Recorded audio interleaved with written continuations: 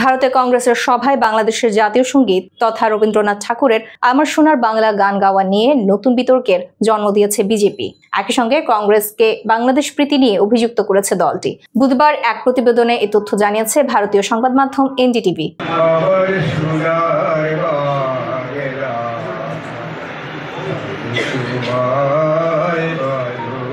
আসামের কংগ্রেসের একটি সভায় আমার সোনার বাংলা গান গাওয়া নিয়ে রাজ্যে তৈরি হয়েছে রাজনৈতিক বিতর্ক। জেলা পর্যায়ের এক কংগ্রেস নেতার সভায় বাংলাদেশের জাতীয় সঙ্গীত গাওয়ায় ক্ষোভ প্রকাশ করেছে বিজেপি। দলটি কংগ্রেসকে বাংলাদেশ প্রীতিতে আসক্ত বলেও কটাক্ষ করেছে। বিশ্লেষকদের মতে বিজেপির এই আক্রমণে পুরো বিষয়টির ঐতিহাসিক প্রেক্ষাপটকে উপেক্ষা করা হয়েছে। কারণ 1905 সালে বঙ্গভঙ্গের প্রতিবাদে আমার সোনার বাংলা গানটি রচনা করেছিলেন রবীন্দ্রনাথ ঠাকুর।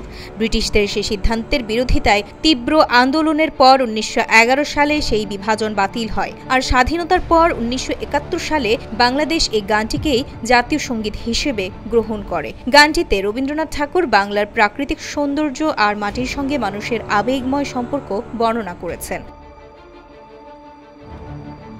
সীমান্তের দুই প্রান্তের বাঙালিরাই আজও নানা সাংস্কৃতিক অনুষ্ঠানে গানটি গেয়ে থাকেন। এমনকি ভারতের বিভিন্ন শহরের কিছু বাঙালি রেস্তোরাঁতেও আমার সোনার বাংলার নাম ব্যবহার করা হয়। এনডিটিভি বলছে, আসামের শ্রীভূমি জেলা বাংলাদেশের সীমান্ত ঘেঁষা বারাক উপত্যকার অংশ।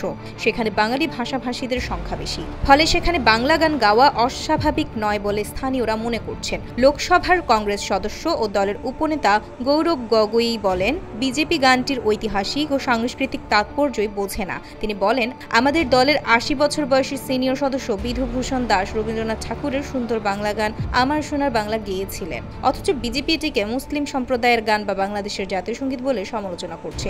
গগৈ আরও বলেন, নোবেলজয়ী রবীন্দ্রনাথ ভারতের অন্যতম শ্রেষ্ঠ কবি, তার লেখা একটি বাংলা গান গাওয়া নিয়ে আপত্তি কোথায়? এই গান আমাদের যৌথ ঐতিহ্য ও সাহিত্যিক উত্তরাধিকারের প্রতীক। তবে বিজেপি বিষয়টি রাজনৈতিকভাবে কাজে লাগিয়েছেন।